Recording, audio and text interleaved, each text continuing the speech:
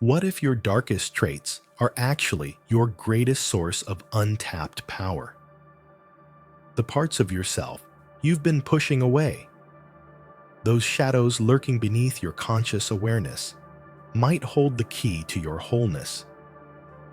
In this video, I'll reveal why Carl Jung believed our shadow self isn't something to fear, but to embrace. By the end, you'll understand how acknowledging your shadow can transform inner conflict into profound strength and authentic living. What if the parts of yourself you find most disturbing actually contain your greatest potential? The qualities you've rejected, the emotions you've buried, the aspects of your personality that make you uncomfortable. What if these aren't your weaknesses, but undiscovered strengths waiting to be reclaimed? This paradox forms the foundation of Marie-Louise von Franz's profound understanding of the human psyche. The shadow isn't simply our dark side as popular culture might suggest. It's far more complex and significant.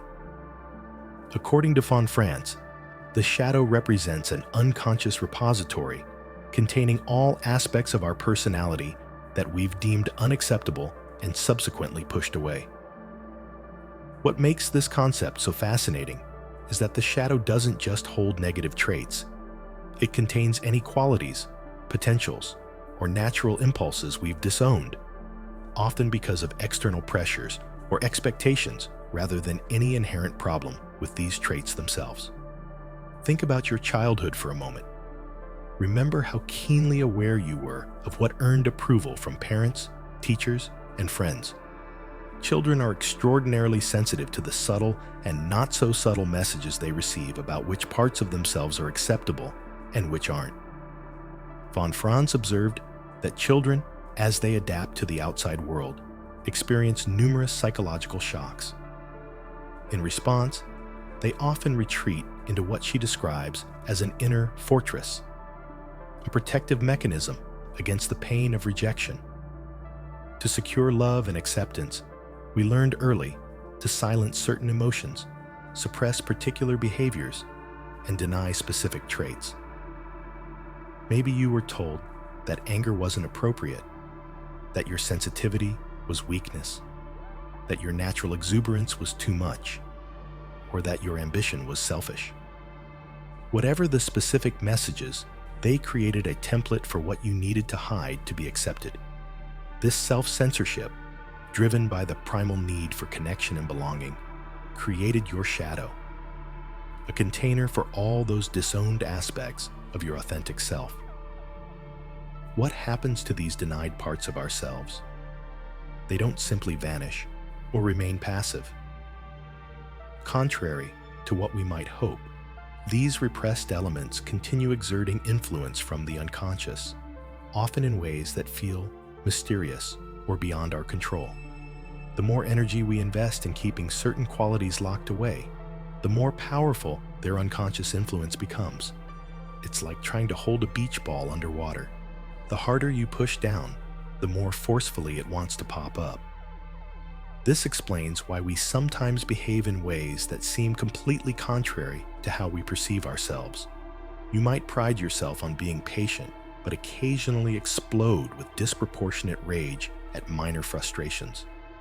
Perhaps you value honesty, yet find yourself telling white lies with surprising ease. These moments aren't failures of character, but glimpses of your shadow, breaking through the conscious personality's careful controls. The shadow manifests in everyday life in numerous ways. Those sudden outbursts of anger that seem to come from nowhere, shadow material. Those intense, seemingly irrational negative reactions to certain people, often your shadow recognizing itself in someone else. Von Franz noted that our shadow is particularly vulnerable to collective infections, absorbing and expressing negative qualities from society that we consciously reject. This explains why even people with strong ethical frameworks can sometimes find themselves participating in behaviors they would normally condemn when caught in group dynamics. Living with an unacknowledged shadow extracts a significant psychological toll. Many people, experience persistent anxiety without understanding its source, a natural consequence of maintaining constant vigilance against parts of themselves. Depression often stems from the exhaustion of fighting this internal civil war. A pervasive feeling of incompleteness haunts those disconnected from substantial portions of their psyche. As von Franz observed, this fragmentation creates a sense of not being fully present in our own lives. Perhaps most destructively, we project our disowned qualities onto others, particularly those of the same gender.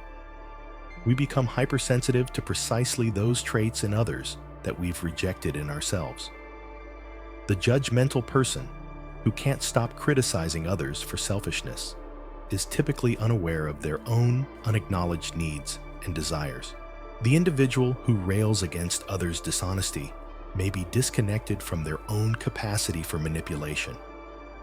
These projections distort our relationships, preventing us from seeing both others and ourselves with clarity and compassion.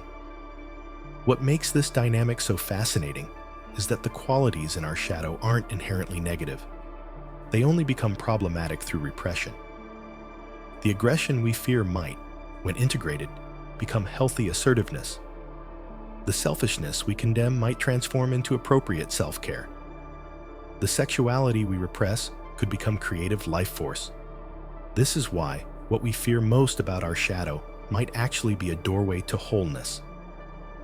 The journey towards psychological wholeness begins with a counterintuitive step, turning toward the very parts of ourselves we've spent a lifetime avoiding. This acceptance doesn't mean acting out every impulse or indulging every desire. Rather, it means acknowledging these aspects exist within us, understanding their origins, and recognizing the ways they influence our behaviors despite our best efforts to deny them. This process of accepting and integrating the shadow is what von Franz, following Jung, called individuation, becoming our complete, authentic selves, rather than just the acceptable versions we present to the world. The individuation journey isn't about perfection, but wholeness. It's about expanding our conscious identity to include more of who we truly are, both light and shadow. As von Franz emphasized, the process of individuation is real only if the individual is aware of it and consequently makes a living connection with it.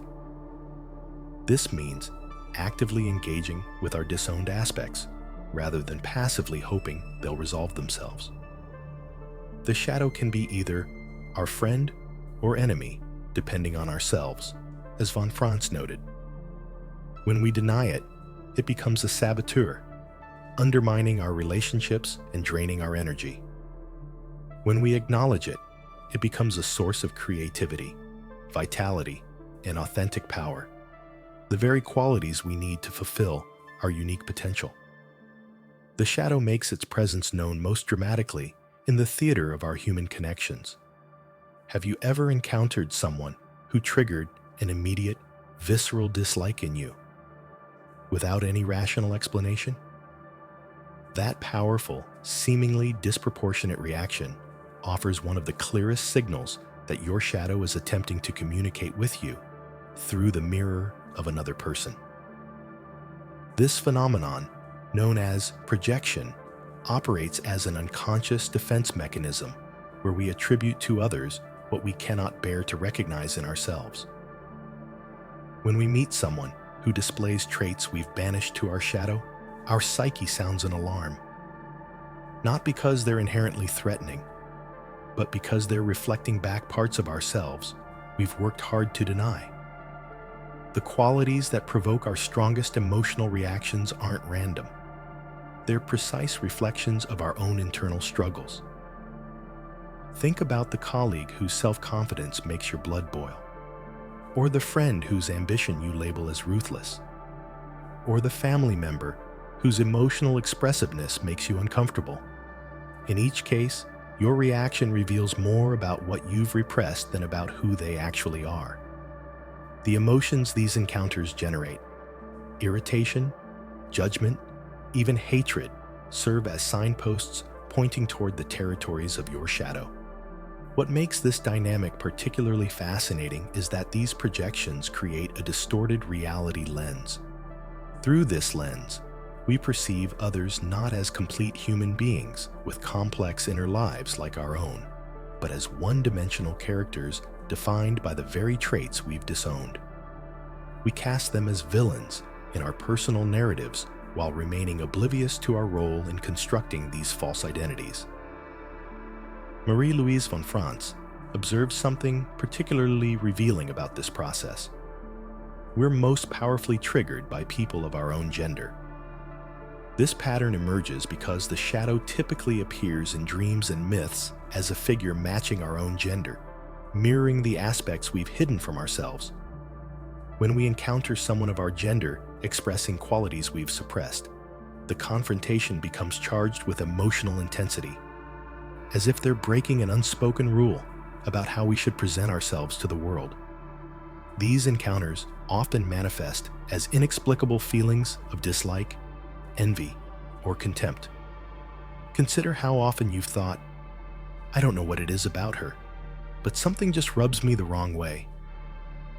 Or perhaps you've noticed yourself harshly judging another man's emotional vulnerability while never questioning why his tears provoke such a strong response in you. These reactions aren't accidental. They're your shadow, speaking through your emotional responses. The mechanics of projection create recurring patterns in our relationships. We find ourselves having the same arguments, feeling the same frustrations, and experiencing the same disconnections across different relationships. These patterns persist because they originate not from external circumstances, but from our internal landscape. Until we recognize our projections, we remain trapped in cycles of conflict where we're essentially arguing with disowned aspects of ourselves. Examples of projection surround us in daily life. The person who constantly accuses others of being manipulative may be denying their own capacity for manipulation. The individual who judges others for being too emotional might be suppressing their own emotional needs. The critic, who sees laziness everywhere, might be rejecting their own legitimate need for rest and recovery. These projections poison relationships because we're reacting to our internal struggles rather than engaging with the actual person before us. This process isn't just psychologically fascinating, it has profound practical implications. Every difficult relationship becomes an opportunity to reclaim lost parts of yourself when viewed through this lens. That person who irritates you beyond reason, they're holding up a mirror reflecting qualities you've disowned. The question transforms from, "Why are they so difficult?" to, "What am I seeing in them that I need to acknowledge in myself?" Recognizing your projections doesn't mean accepting blame for relationship difficulties or excusing others' behavior. Rather, it means developing the capacity to distinguish between your projections and reality. When you feel a disproportionate emotional charge in an interaction, pause and ask, "What might this reaction be telling me about myself? What quality am I seeing that I've denied in my own personality?" The journey toward reclaiming projections begins with curiosity rather than judgment. Instead of dismissing strong reactions, investigate them.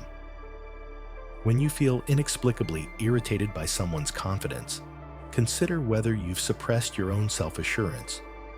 When you judge someone's need for attention, explore whether you've denied your own desire to be seen and valued.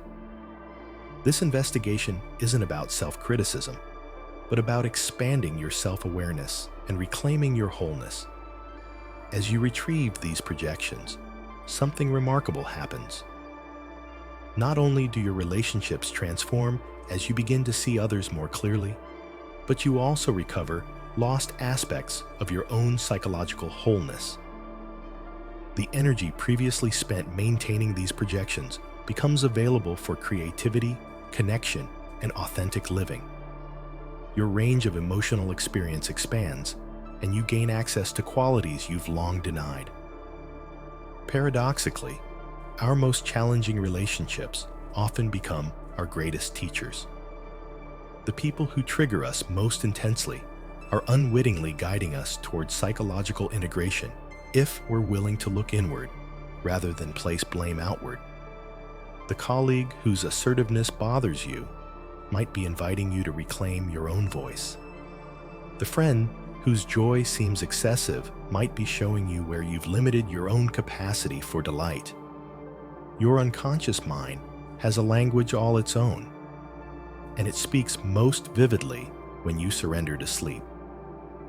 While we've seen how the shadow reveals itself through our relationships, there exists an even more intimate portal to these hidden aspects of ourselves, the dream world. Unlike our waking hours, where we maintain careful control over which parts of ourselves we show, dreams bypass these conscious filters. They arrive unannounced, often puzzling, sometimes disturbing, but never random. When a strange figure chases you through unfamiliar streets, when you discover a hidden room in your childhood home, or when you find yourself suddenly naked in a public place, these aren't meaningless brain activity. They're encrypted messages from your unconscious, deliberately presenting the very aspects of yourself you've worked so hard to hide during daylight hours. This dream language feels foreign precisely because it originates from the parts of yourself you've disowned. The unconscious doesn't communicate in the orderly, logical manner we prefer when awake. Instead, it speaks through symbols, metaphors, and emotional experiences that can feel disorienting. That very disorientation serves a purpose. It bypasses your conscious defenses, allowing shadow material to surface in ways your waking mind would typically block. Consider the persistent nature of these communications. While our conscious self actively avoids uncomfortable truths about who we are, our dreams continually bring this content forward. A dream that leaves you feeling unsettled upon waking isn't a random occurrence. It's often an invitation to acknowledge something you've been refusing to see. The unconscious persists in sending these messages night after night, sometimes for years, until we finally pay attention. In the symbolic language of dreams, the shadow typically appears personified as figures matching our own gender.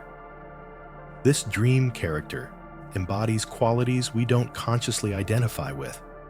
Perhaps they're more aggressive, more sexual, more creative, or more vulnerable than we allow ourselves to be in waking life.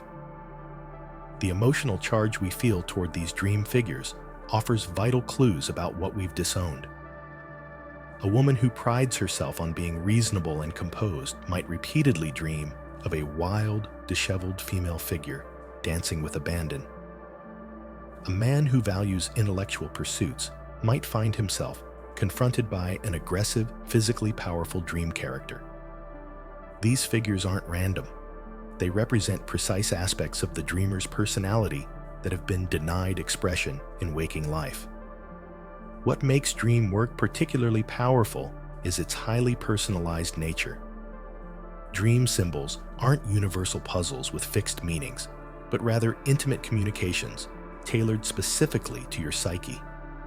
The black dog that appears in your dream might represent something entirely different than it would in someone else's dream. The meaning emerges not from a dream dictionary, but from your personal associations and the emotional resonance the symbol creates within you. Common shadow dream scenarios often involve being pursued, discovering unfamiliar spaces in otherwise familiar settings, or encountering threatening figures. When you dream of being chased, the question becomes not just, what is chasing me?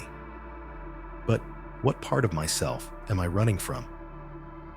Finding an unknown room in your childhood home might represent discovering an aspect of yourself that was present all along, but remained outside your awareness.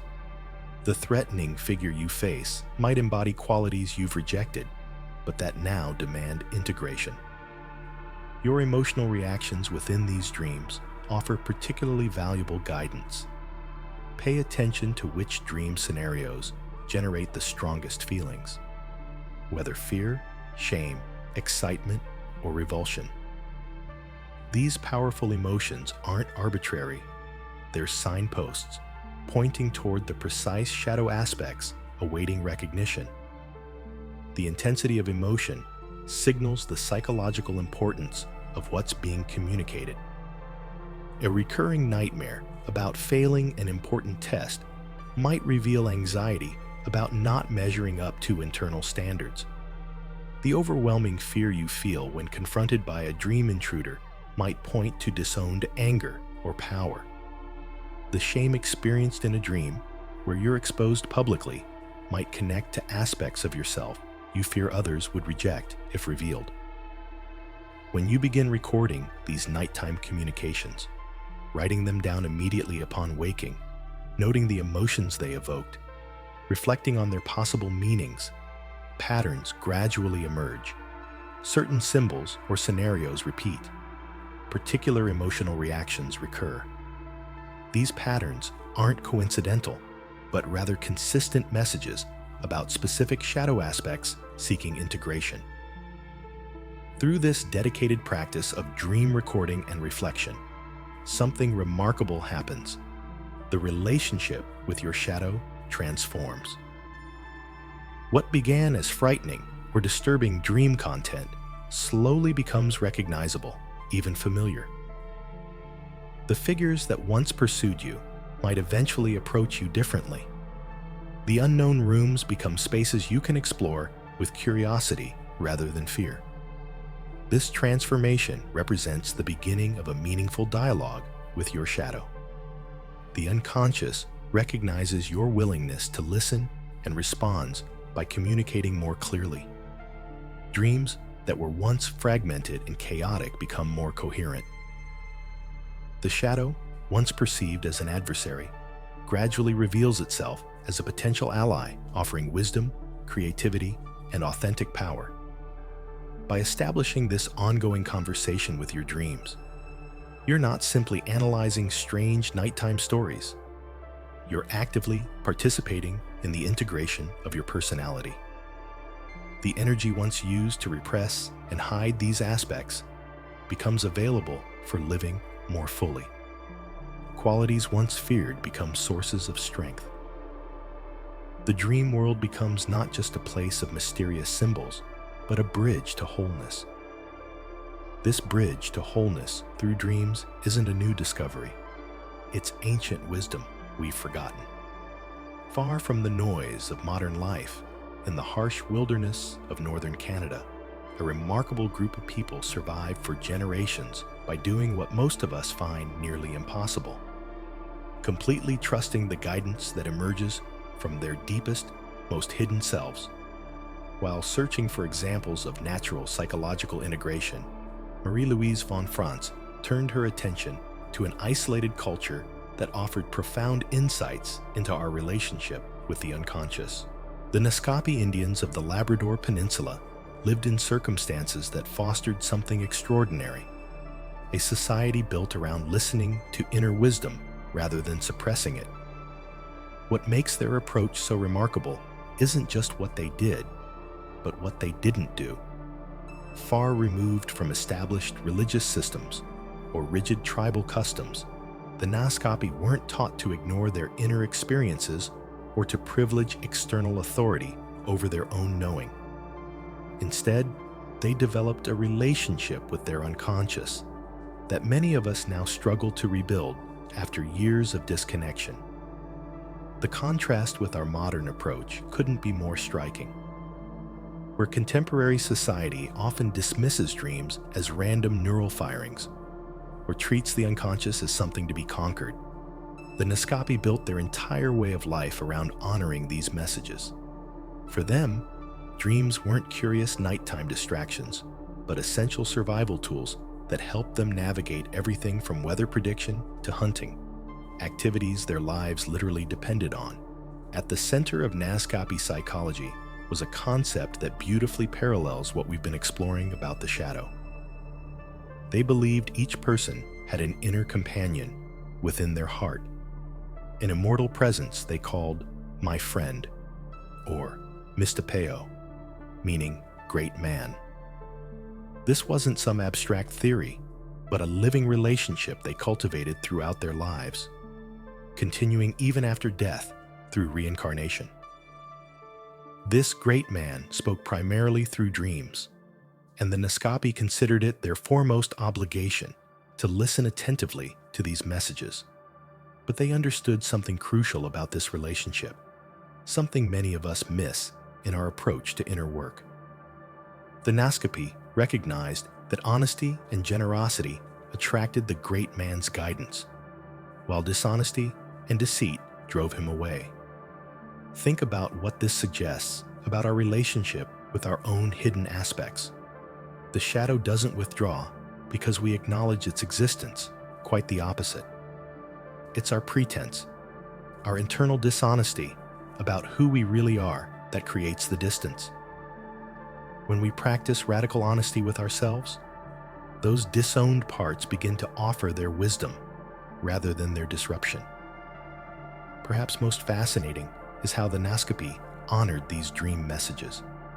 They didn't just interpret them intellectually. They expressed them through artistic creation, bringing inner contents into the physical world.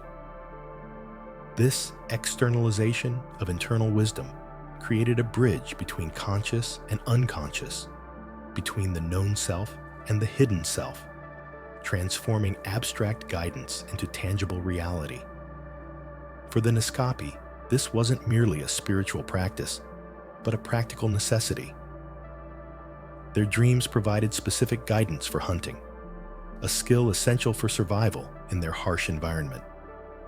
When a hunter was struggling to find game, he would pay special attention to his dreams the night before a hunt, following the exact directions provided.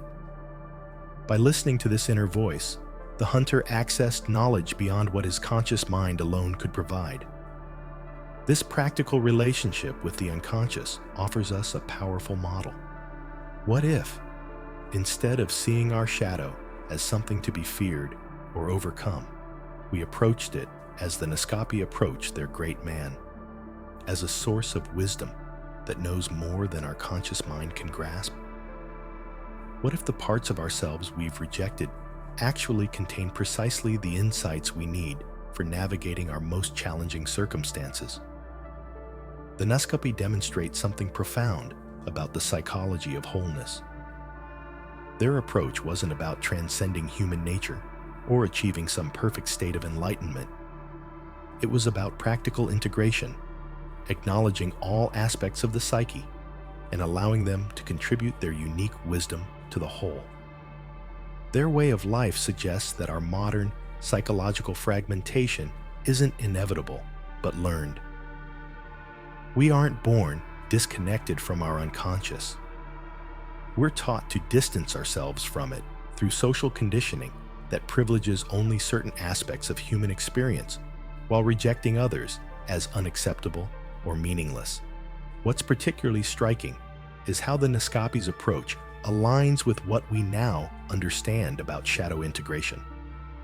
Their practice of honesty with the great man parallels how acknowledging our shadow creates psychological space for authentic living. Their artistic expression of dream content mirrors modern therapeutic approaches that use creative methods to externalize unconscious material. Their practical use of dream guidance for survival reflects how integrated shadow aspects provide energy and insight previously unavailable to us. Consider how your own life might transform if you approached your hidden aspects with the same respect and attention the Naskapi gave to their inner companion. What if, instead of trying to silence the voices that don't fit your conscious self-image, you began listening to them as potential sources of wisdom? What if the parts of yourself you've been most afraid to acknowledge contain precisely the guidance you need for your next step? The Naskapi's example reminds us that the capacity for psychological integration isn't something we need to invent. It's something we need to remember. This wisdom has always been available to us, though often forgotten in cultures that emphasize external achievement over inner knowing, intellectual understanding over embodied wisdom, and conformity over authenticity. The wisdom forgotten by our culture often resurfaces through our deepest pain. Think about a moment when suffering cracked open your carefully constructed self-image. Was it merely a breakdown, or could it have been the beginning of a breakthrough? Marie-Louise von Franz recognized this paradoxical truth. Our most painful wounds often mark the true beginning of our journey toward wholeness. This phenomenon, which von Franz called the wounding of the personality, represents a critical turning point in our psychological development. It's that moment when life deals us a blow so significant that our normal defenses crumble, and we're forced to confront aspects of ourselves we've long denied. These encounters with our shadow aren't random misfortunes, but necessary catalysts that initiate authentic growth. Consider what happens when your life suddenly falls apart. A relationship ends, a career crumbles, or an identity you've built your life around dissolves. In these moments, we often experience what feels like a psychological death. Our familiar sense of self no longer functions, and we find ourselves in unknown territory. Von Franz noted that this experience appears in fairy tales as the king falling ill, a powerful metaphor for the ego's necessary surrender before transformation can begin.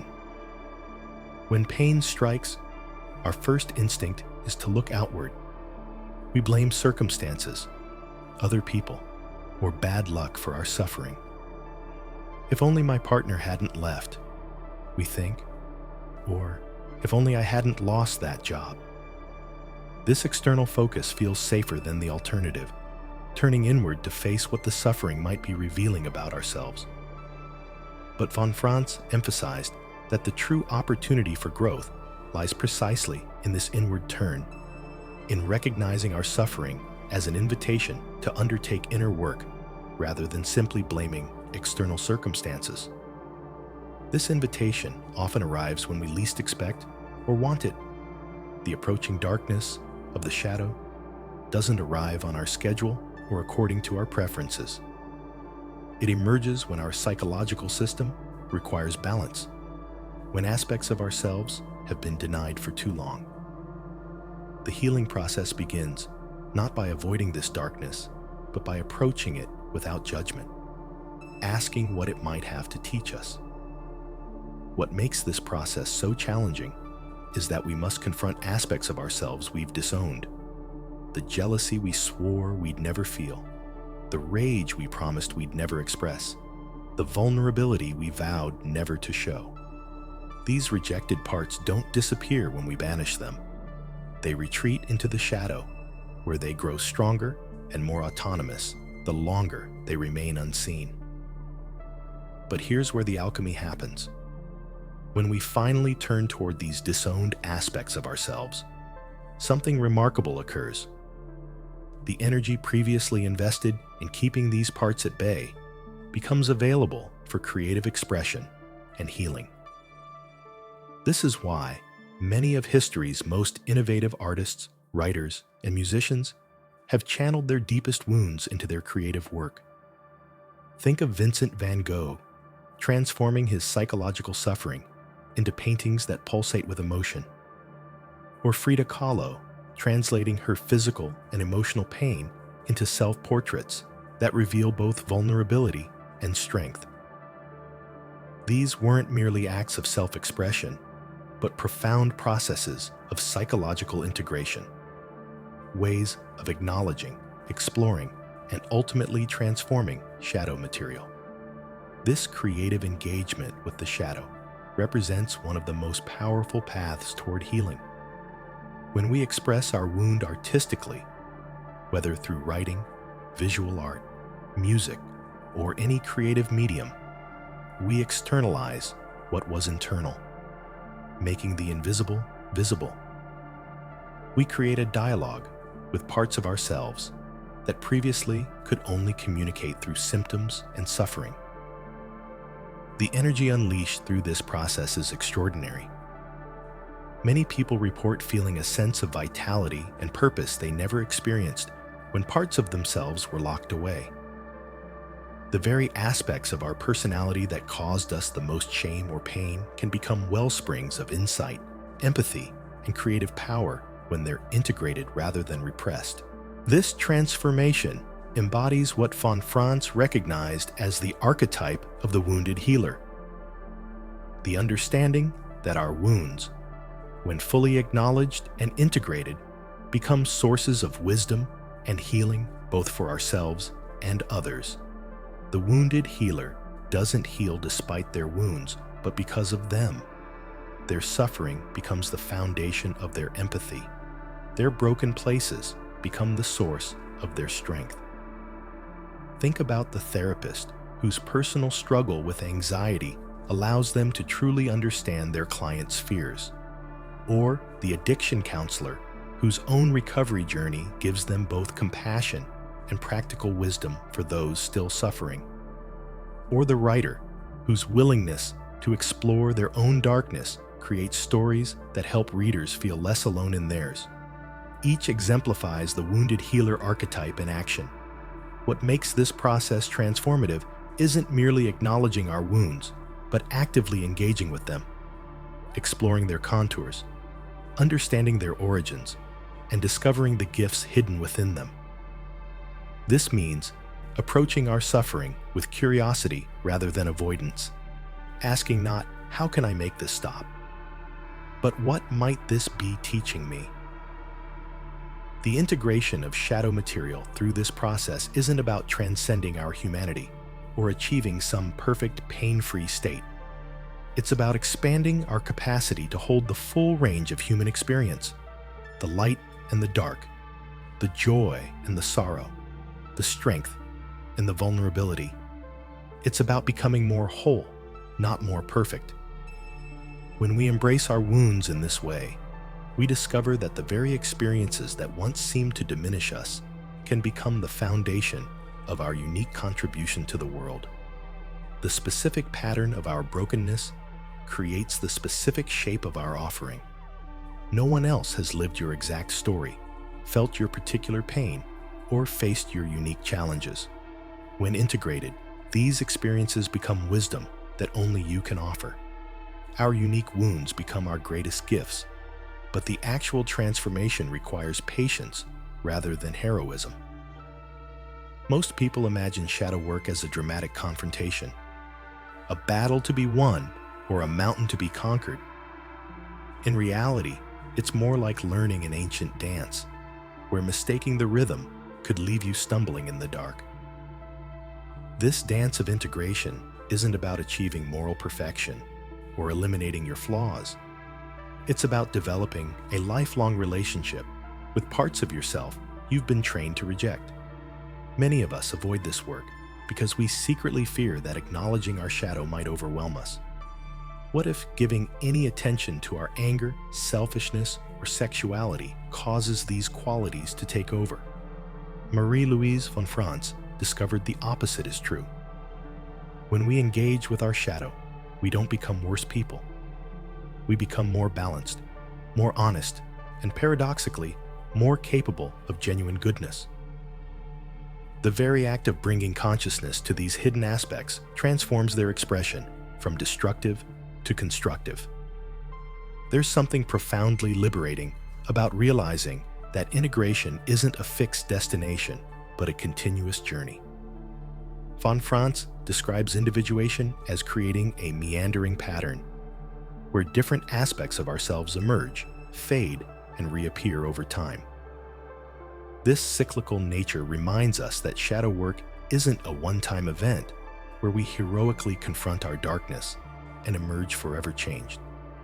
Instead, it's an ongoing exploration that requires patience and self-compassion as different facets of our personality surface throughout our lives.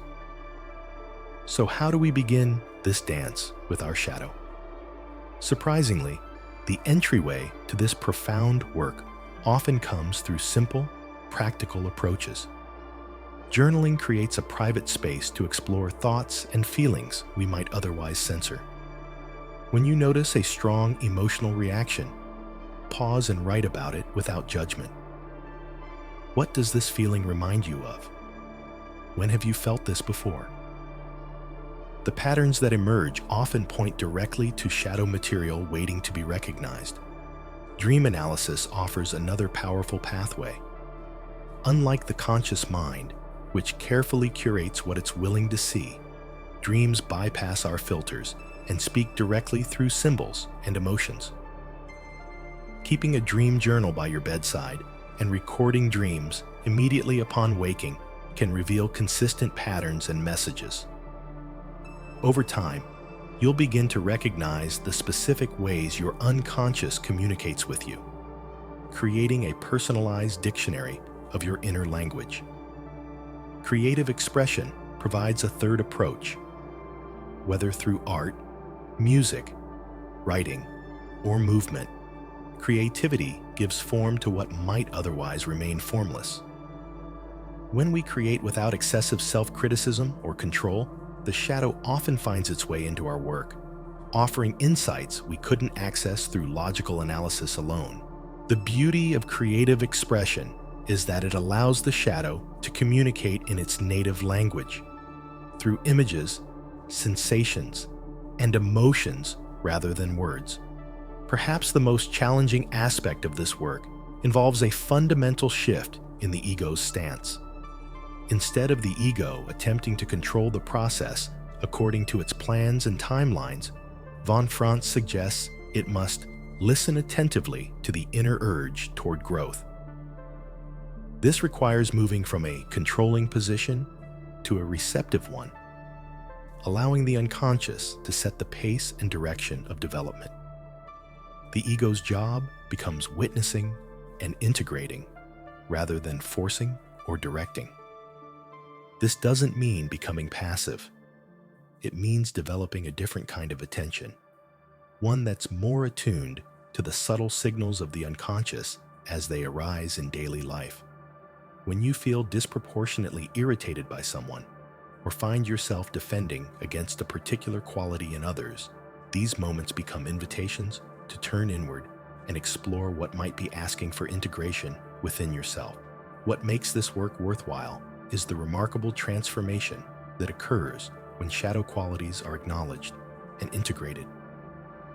Anger, when consciously held rather than repressed or indiscriminately expressed, evolves into healthy assertion, the ability to set boundaries and express needs without aggression. Sexuality, often laden with shame and confusion, can become a creative force infusing life with passion and vitality. Even selfishness, when understood and integrated, transforms into proper self-care, enabling you to tend to your needs while remaining connected to others. There's a profound sense of relief that comes from no longer fighting against disowned parts of yourself. The energy previously spent on denial, projection, and internal conflict becomes available for creativity, connection, and authentic living. You begin to experience yourself as more whole, with a wider range of responses available in any situation. Where once you might have been rigid or reactive, you find greater flexibility and choice. The goal isn't to eliminate the shadow. That would be impossible and undesirable. The goal is to dance with it. This dance maintains conscious awareness while allowing unconscious wisdom to guide the process. It acknowledges that the shadow isn't an enemy to defeat, but a neglected part of the psyche seeking integration. Like any good dance partner, the shadow has its own moves and rhythms. Learning to follow its lead at times, while maintaining your center, creates a harmony that neither partner could achieve alone. And so we arrive at the heart of Marie-Louise von Franz's insight. Shadow integration isn't about eliminating darkness, but about achieving wholeness. When we courageously face what we've denied, something remarkable happens. The very aspects of ourselves we feared become sources of profound strength and wisdom. This transformation isn't merely psychological, it's genuinely life-changing. As we reconcile these disparate parts of our psyche, we discover increased self-awareness, emotional regulation, and deeper connections with others. Inner conflicts diminish, replaced by self-acceptance and authenticity. The shadow, once perceived as our greatest liability, reveals itself as our most powerful ally, offering resilience in life's challenges and unlocking our true potential for a more meaningful existence.